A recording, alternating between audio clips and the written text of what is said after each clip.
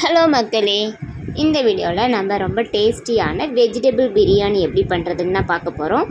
அதுக்கு ஒரு குக்கரில் நிறைய ஆயில் விட்டு ஆயில் நல்லா சூடானதும் பிரியாணி ஸ்பைசஸ்லாம் போட்டு எடுத்துக்கோங்க. இது கூட தேவையான அளவு முந்திரி, நறுக்கி வச்ச வெங்காயத்தை போட்டு நல்லா வதக்கி எடுத்துக்கோங்க. வெங்காயம் நல்லா செவந்து வர்ற அளவுக்கு வதக்கி எடுத்துக்கோங்க. அந்த கண்ணாடி பதம் வரும்போது தான் பிரியாணியோட டேஸ்ட் நல்லாயிருக்கும். தென் வெங்காயம் நல்லா வதங்கி வந்ததும் அது கூட இப்போ நறுக்கி வச்சுருக்கிற தக்காளியை ஆட் பண்ணி தக்காளியும் சேர்த்து நல்லா வதக்கி எடுத்துக்கோங்க.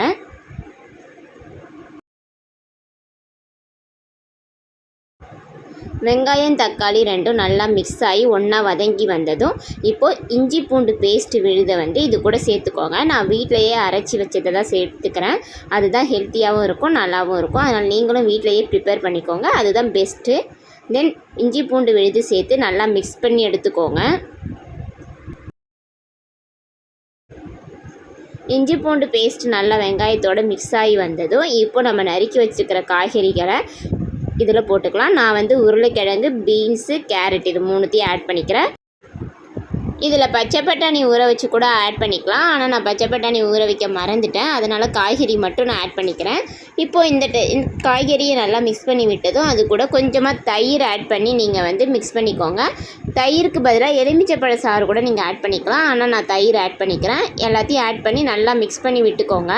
எல்லாம் இப்போ மிக்ஸ் ஆகி வந்ததும் இப்போ காரத்துக்கு தேவையான தனி மிளகாத்தூள் இதில் ஆட் பண்ணிக்கிறேன். தனி மிளகாத்தூள் ஆட் பண்ணிவிட்டு கொஞ்சமாக பிரியாணி பவுடரும் ஆட் பண்ணிக்கிறேன். இது ரெண்டுத்தையும் ஆட் பண்ணி நல்லா மிக்ஸ் பண்ணி விட்டுக்கோங்க. காய்கறியெல்லாம் நல்லா வதங்கி வந்ததும் இது கூட இப்போ பிரியாணிக்கு தேவையான தண்ணியில் பாதி அளவு தண்ணியை நான் இதில் ஆட் பண்ணிக்கிறேன். 1 கப் அரிசிக்கு 2 கப்பு தண்ணின்ற விதத்தில் நம்ம இதில் ஆட் பண்ணிக்கணும்.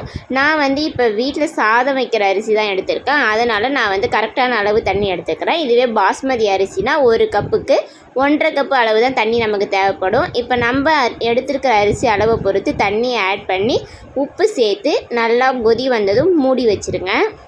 இப்போ 2 விசில் தம் போட்டு இறக்குனிங்கன்னா ரொம்ப டேஸ்டியான வெஜிடபிள் பிரியாணி ரெடி. நீங்களும் ட்ரை பண்ணி பாருங்கள். பிடிச்சிருந்தா லைக் பண்ணுங்கள், ஷேர் பண்ணுங்கள், கமெண்ட் பண்ணுங்கள்.